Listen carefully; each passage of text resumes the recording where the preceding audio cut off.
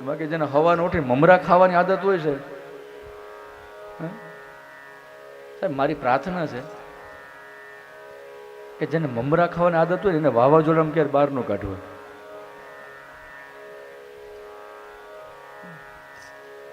કારણ કે ઉડીને ક્યાં ગામ નીકળે એનું કાંઈ નક્કી નહીં સાહેબ. એને ઘરે રહેવાની વિનંતી કરું છું. હા, એને ઘરે રહેવું. માણસ અમુક શું થઈ ગયું છે, અમુક ખાવાની વસ્તુ છે. આમ જમણવાર હાલતો હોય અમુક ખમણ, એક મને ખમણ બહુ ભાવે. ખમણ, આ ખમણ, આ ઢોકળા કંઈક ખાવાની વસ્તુ એટલું નહીં. પાછું જમણવાર હાલતો હોય ને લાડવા પીરસાતો, ઓરિજિનલ ખોરાક પીરસાતો ને એ નહીં. અને એમાંય પાછો ઓલો ભૂકો લે ને એ ભાઈ અહીંયા તું અહીંયા તો લાડો તું વયો જાય કે લાડો તું અહીંયા ભૂકો નાખ. હવે ખમણ ભૂકો ખાતા હોય પછી એના ભૂકા જ નીકળે ને બીજું શું હોય આમાં. અત્યારના માણસ શું થઈ ગયું સમજાતું નથી સાહેબ. આ એક સમજ છે. જેવો આહાર હોય ને યાદ તમારો મારો વિચાર એવો હોય સાહેબ. જેવું અન્ન હોય એવું તમારું મારું મન બને. સીધી વાત છે. જ્યાં ત્યાં ગમે તેમ ઊભું રહી જવું સાહેબ. મને કઈ સમજાતું નથી. પાણી ભરી લારીએ ઊભા હોય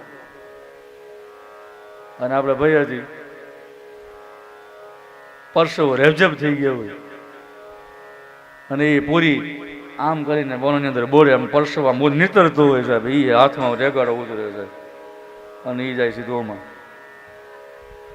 અને એ આમ અધર કરીને સીધી પૂરી એમાંથી એ પરસેવા સહેજ એ પૂરી બહાર કાઢી પછી પ્લેટમાં મૂકીને પાછા બેનો તો હસતા હસતા ખાતા હોય. એમ જાણે એને એમ થઈ જાય કે અમે તો લાડવા જાણે ખાઈએ છીએ.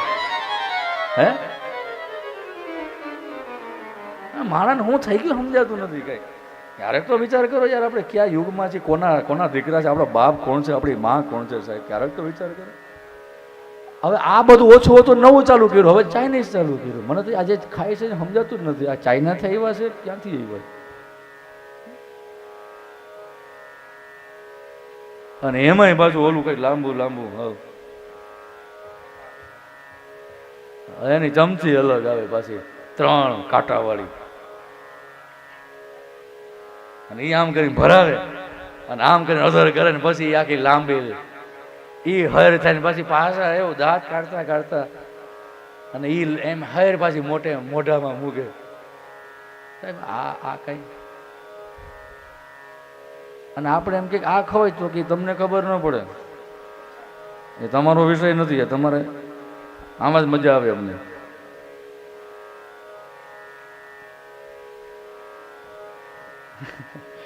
નામ બધું હક્કા નૂડલ્સ. મને તો સમજાણું ને હકાભાઈ કઈ કદાચ એવું નૂડલ્સ ચાઇનાથી આવી છે.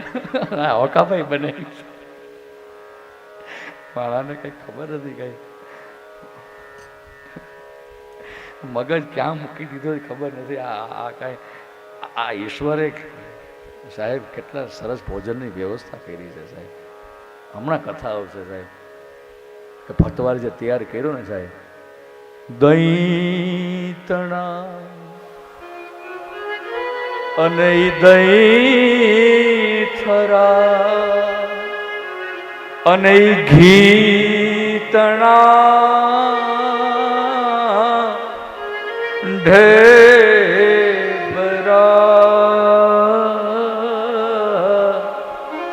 અને પછી કઢીએલા દૂધડા ઈ કોણ પીશે એ જાગને તું જાગ. હે કૃષ્ણ ગોવાળિયા તુજ બિના ધૈનમાં કોણ જાશે એ જાગને. આ ભતવા છે સાહેબ. હવાના બાજરાના રોટલા, બાજરીના રોટલા વધારે એવું હોય તો જુવારના રોટલા ખાઓ. એ જે વધારે આગળ જવું હોય તો મકાઈના રોટલા બને છે. મકાઈ નહીં ખાઓ, આ હેલ્ધી ફૂડ છે. મકાઈના રોટલા ખાઓ. એથી આગળ જવું તો રાગીના રોટલા બને, ખબર છે ને? રાગી, મકાઈ, જુવાર, બાજરા, બાજરી, ઘણું બધું સર્જન કર્યું છે ઈશ્વરે. અને આ બધું આપણા માટે છે. આપણો ખોરાક છે. આ મનુષ્ય, આ માણાનો ખોરાક છે, એટલું કહું છું. જાજી ચર્ચા નથી કરી. માણાનો આ ખોરાક છે. બાકી જે માણા ન હોય પછી હું માણા માટે આવું.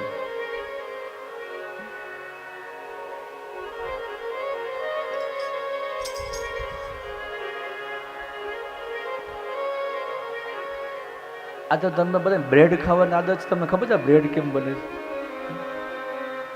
એક વખત આ બ્રેડ જ્યાં બનતી હોય ત્યાં તમને બધે લઈ જવાય. મારે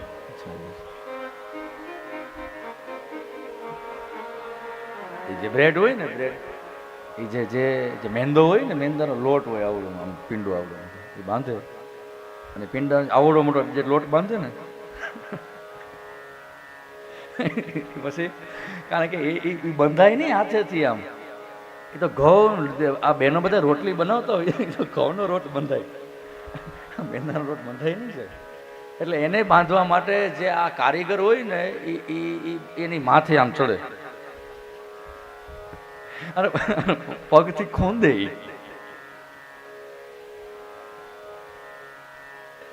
એ પગથી ખોંદે ને લોટ બાંધે. અને આ પ્રકારનો લોટ બાંધે ને પછી બ્રેડ બને. અને એ બ્રેડ તમે બધા ખાવ છો. હસતા હસતા હોંશે હોંશે ખાવ છો, ગર્વથી ખાવ છો. જદી આમ બનાવ્યું પાઉંભાજી બનાવી છે ભાઈ, ખાવ પાઉંભાજી ખાજો, બીજું હું.